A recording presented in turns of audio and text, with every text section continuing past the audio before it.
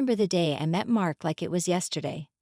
It was my 30th birthday and I felt pretty good about my life. I was working as a project manager at a tech firm, loving both the job and the people there. But that day someone new joined the mix. I walked into the office, coffee in hand, and saw everyone huddled around a tall, dark-haired guy by the water cooler. That was Mark, the new guy from marketing. He seemed a bit cocky, standing there with a smirk, telling some story that had everyone laughing. "Hey Emily, meet Mark. He's joining us for the big project," my colleague Sarah said, waving me over. Mark turned and flashed a grin that caught me off guard. "So you're the birthday girl and the brains of this operation. Nice to meet you, Emily." I rolled my eyes, not sure what to make of him. Brains, yes. Birthday girl, unfortunately, yes. Let's hope you're more than just the charming guy by the water cooler. He laughed, and I couldn't help but smile. "Challenge accepted," he said. Despite all our bickering, we made a great team. It wasn't long before our late-night work sessions turned into late-night chats about everything and nothing. Mark had a way of making me laugh even when the stress was piling on. One evening as we were wrapping up, he stopped and looked at me, a serious look on his face. "You know, Emily, I've worked at a lot of places, but there's something about this team, about you, that's different. It feels like home." I remember feeling my cheeks heat up, not sure what to say. "Well, this team is pretty special and you're not too bad yourself." I guess that was the start of it all. The late nights turned into dinners and dinner turned into weekends spent together. Our colleagues weren't blind. Whispers and nudges followed us around, but we didn't care. We were in our little bubble happy. Even Mr. Henderson, our stern, no-nonsense boss, seemed to soften when it came to us. I remember the day he called me into his office, a rare smile on his usually serious face. "Emily, I've seen a lot of office romances come and go, but you and Mark, there's something solid there. Just don't screw up the project, all right?" he said, half joking. I laughed, feeling a warmth in my heart. "Don't worry, Mr. Henderson. We got the project in this," I said, a feeling of contentment settling in. And then came our wedding day. It was perfect, with our families, friends, and colleagues all there, sharing in our joy. Mr. Henderson's speech brought tears to my eyes, not just for his kind words, but for the look of pride on his face. 2 whole years had whizzed past since Emily and Mark said our "I do." Living in the house I grew up in, now ours, felt like we were building something special, something ours. Mark's touch turned the place from a house to a home. His care and affection were in the little things, the way he'd leave notes on the fridge, the surprise weekend getaways, or how he'd dance with me in the living room to no music at all. Mark's recent promotion at work was a big deal. He came home that day, his grin wide, holding a bottle of the fancy wine we'd been saving.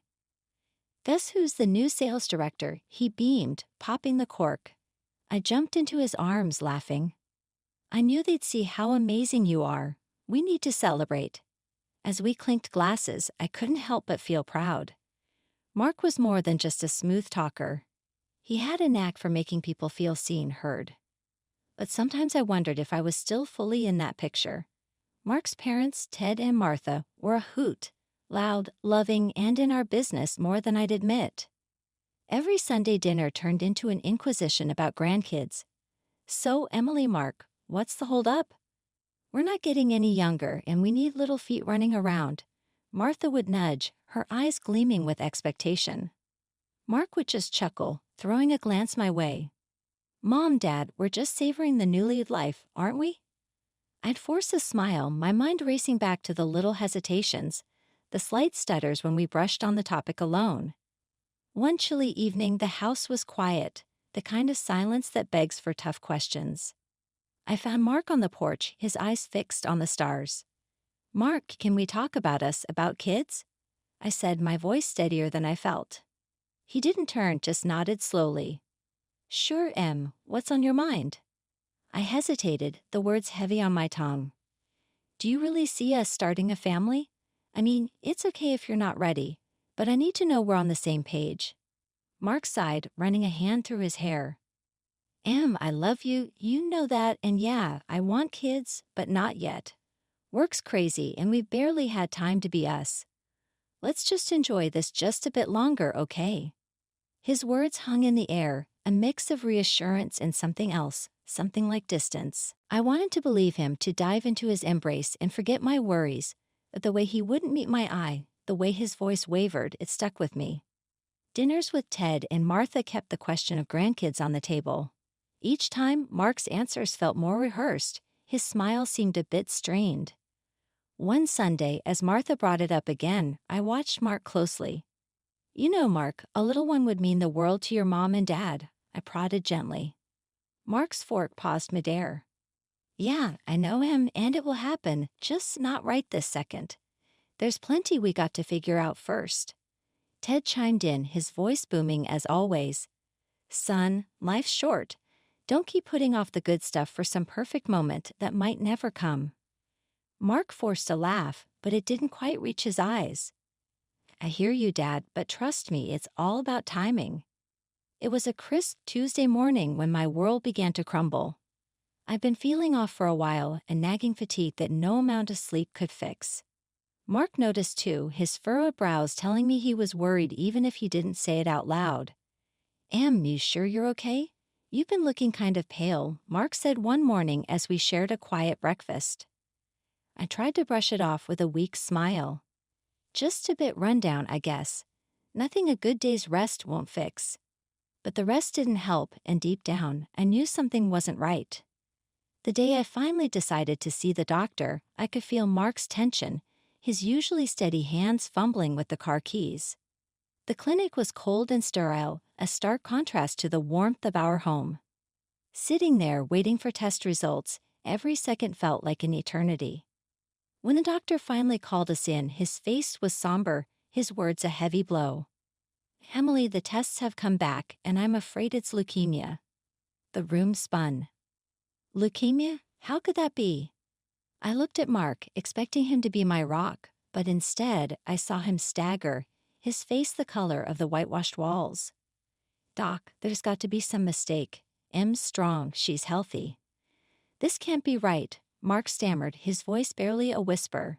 The doctor's eyes were kind but firm. "I'm truly sorry, but we need to start treatment immediately. Time is crucial here." The ride home was silent, the air thick with unsaid fears and unshed tears. Mark was there, but his presence felt distant, like he was retreating into a shell I couldn't penetrate. The following weeks were a blur of hospital rooms, IV drips, and the constant beeping of machines. I was fighting the biggest battle of my life, but it felt like I was fighting it alone. Mark's visits became sporadic, his excuses flimsy. "Work slammed, you know how it is, but I'm here for you always," he'd say, his gaze drifting to the clock more often than to my eyes. I wanted to scream, to shake him and wake him up to our reality, but the fight was draining me, leaving me too tired for anger, too weak for confrontation. One evening as I lay in the hospital bed, my body weary, my heart heavy, I caught a glimpse of the Mark I used to know. He sat by my side, holding my hand like he used to, but even his touch felt different. Talk to me. What's going on in that head of yours?" he asked, his voice low. I looked into his eyes, searching for the man I married. "I need you, Mark, not just the version of you that shows up and nods along. I'm scared and I feel like you're not really here with me." He flinched as if my words were physical blows. "I am here, It's just this place, the sickness, it's a lot to handle. But I'm not going anywhere, okay?" His words were meant to comfort, but they felt hollow, rehearsed. The distance between us was growing, the connection we once had fraying at the edges. The hospital room with its constant beeps and the sterile smell became my new normal. But that day, something was off. It wasn't the usual unease of being sick, it was something deeper, a gut feeling that something was about to shatter my already fragile world. I was half dozing when I heard the door creak. Mark slipped in, his footsteps hesitant.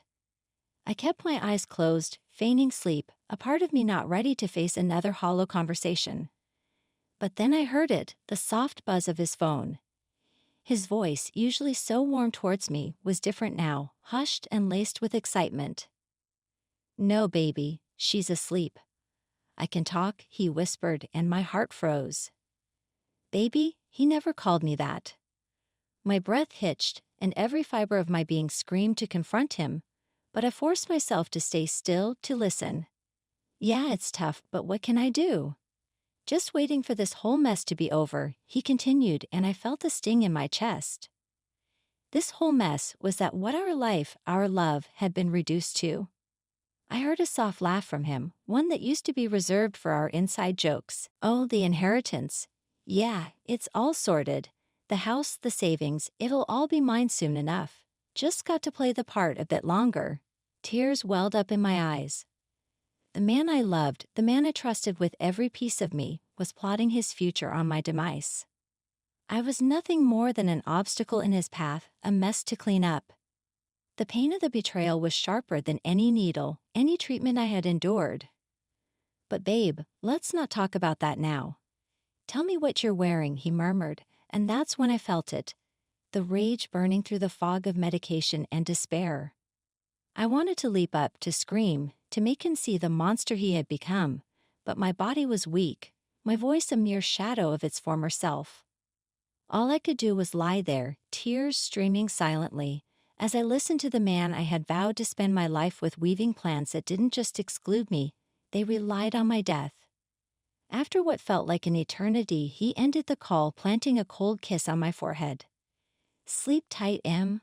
I'll see you tomorrow, he said, the deceit dripping from each word. The door clicked shut, and I was alone again, truly alone. The room felt colder, the walls closing in. I was stuck in a nightmare, and the one person who was supposed to be my partner, my protector, was the one holding the knife to my heart. The morning after that chilling discovery, I knew I had to act fast. My first call was to Mike, my lawyer, who'd always been more of a family friend than just a suit with a briefcase. Mike, it's Emily. I need you here pronto. We got to change my will, I said, my voice firm, leaving no room for questions. He didn't hesitate. I'm on it, Em. I'll be there today. We'll sort everything out. When Mike arrived, he didn't waste time with pleasantries. All right, Em, let's make sure everything you've worked for goes where you want it. No details needed. I trust you. Just tell me what you need. I laid out my wishes, ensuring Mark wouldn't see a dime of what I built. It was more than just securing my assets, it was taking back control. In the following days, I played my part well. Whenever Mark visited, I closed my eyes, feigning sleep. But under my blanket, my phone was recording every word he said. His voice, once filled with love, was now dripping with anticipation for a life without me, talking to his mistress about how they'd splash my hard-earned cash. The act was almost perfect until the day Dr. Adams came with a heavy heart. Emily, I won't sugarcoat it. Without a bone marrow match, we're looking at a few months at best. I braced myself for Mark's reaction, but what I saw was a tiny, fleeting smirk that he masked quickly with a shocked expression. That's terrible, doctor. Are you sure there's no other option? He said, his voice oozing fake concern. It was a performance worthy of an award, but I'd seen behind the curtain, and the show meant nothing to me now. Just a couple of days later, Mark's true colors shone through even more. Babe, work's calling. Big project out of state. I gotta leave for a month, he said, not a hint of hesitation in his voice. I looked at him, my heart hard as stone. Sure, Mark. Business is business, right? Have a good trip, I replied, my voice steady, giving nothing away.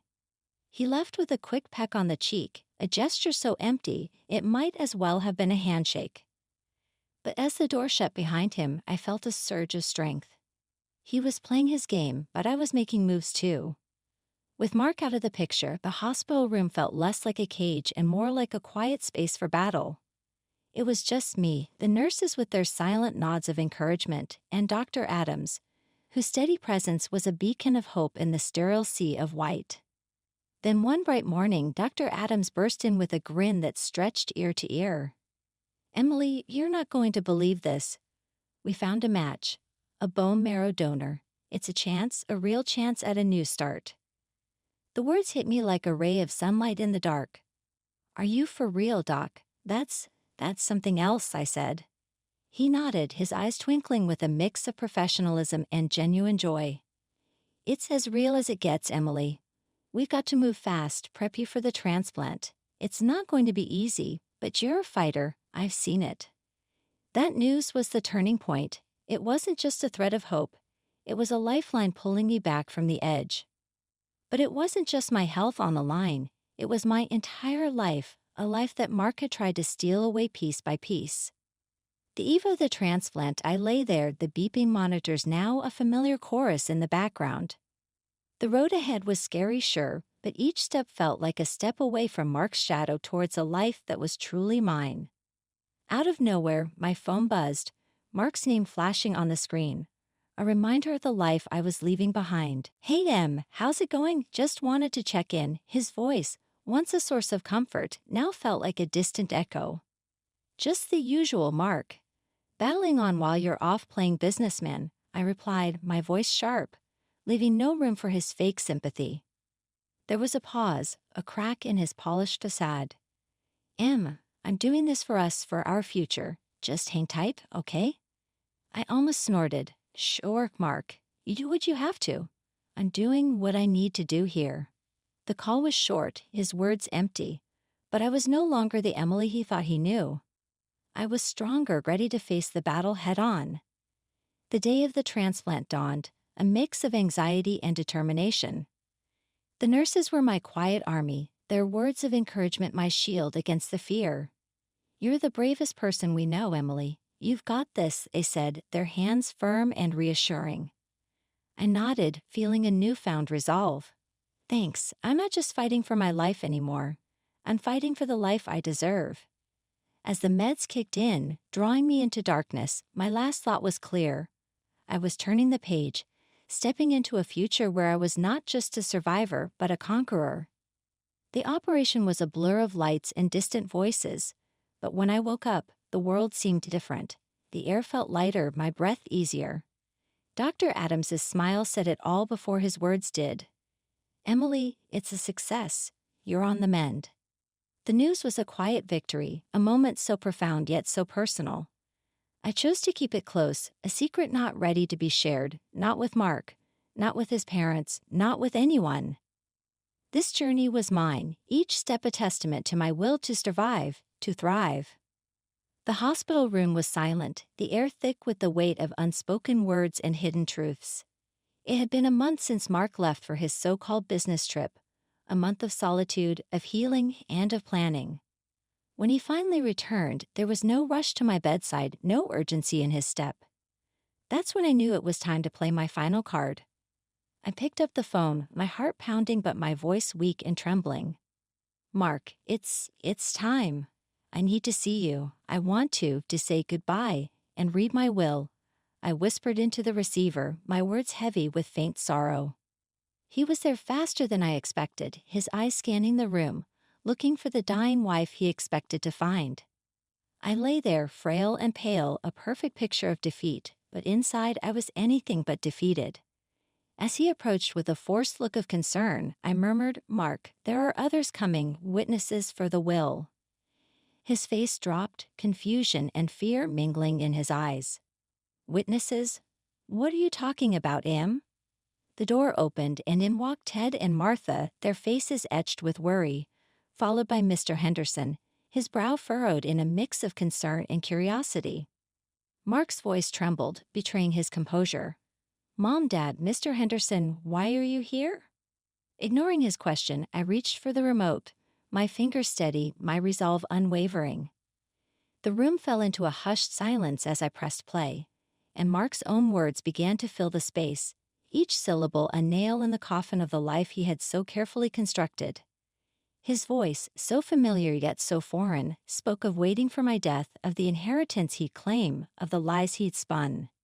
He laughed at the expense of his parents, bragging about the money he'd swindled from them under the pretense of my treatment, money he'd squandered on lavish escapades with his mistress. He boasted about the funds he'd taken from Mr. Henderson, all while planning a future that banked on my demise. The recording ended, and the room was engulfed in a stunned silence. Ted's face was red with rage, his hands clenched into fists. You're nothing but a snake. We raised you without denying you anything, and this is how you repay us?" Martha's tears flowed freely, her sobs a testament to the heartbreak of a mother betrayed. Mr. Henderson stood, his expression steely, the disappointment in his eyes more piercing than words could ever be. "Mark, I trusted you, supported you. You've not only lost your job, but expect a legal battle. You'll answer for every single penny." Mark's facade crumbled, his pleas for forgiveness, his attempts at justification falling on deaf ears. "Please, it wasn't like that. I didn't mean," he stammered, but his words were lost, drowned in the sea of his own deceit. As the guards entered to escort him away, his cries and promises echoed hollowly against the walls of the room. The truth was laid bare, and the consequences were his alone to bear. The divorce papers had been filed, a clean cut from a man who turned out to be a stranger. "I want him out, Mike, out of my life and out of my finances. He's not getting a dime," I said with a newfound assertiveness, my lawyer nodding in agreement. "He won't, Emily, I'll make sure of that. We'll hit him with everything we got. Treason doesn't pay," Mike assured me, his words a solid promise. Ted and Martha, once in-laws now turned allies, had made their stance clear. "Hell, no son of ours. Not anymore. We raised a boy, but somewhere along the way he turned into a monster." Ted's voice was stern, a mixture of anger and disappointment. Martha, her eyes still tinged with the hurt of betrayal, added, "We're with you, Emily, all the way. He fooled us all, but no more, your family, and we protect our own." Mr. Henderson, my ever-supportive boss, was a pillar of strength. "Emily, the moment you're ready, your job's waiting, and as for Mark, consider him gone. The company's already pressing charges for fraud. He'll pay for every penny he stole and then some." Mark's downfall was as swift as it was complete. Fired from his job, his reputation in tatters, he was left to face the consequences of his actions alone. His mistress, the woman he pinned his hopes and dreams on, turned her back the moment his pockets turned empty. A fitting end for a man who thought he could have it all by stepping over others. As for me, I lay there, the pieces of my broken life slowly coming back together. The wounds were still fresh but healing, a testament to the battles I'd faced and won. The road to recovery was long, but with each passing day, my strength returned, a silent nod to the resilience that had carried me through the storm. "Emily, you're a fighter. Always have been," Mr. Henderson's words echoed in my mind, a reminder of the journey ahead. "The company needs you, but more importantly, you need to take this time to heal, to rebuild. We'll be here whenever you're ready." I smiled, the gesture no longer foreign, but a sign of the peace I'd found. "I'll be back, Mr. Henderson. When I do, it'll be a fresh start, a new chapter." The room was quiet as I closed my eyes, the soft hum of the hospital a reminder of where I'd been and where I was heading. The journey had been harrowing, a test of will and strength, but as I lay there, a survivor of deceit and betrayal, I knew this was not the end of my story, but the start of something new.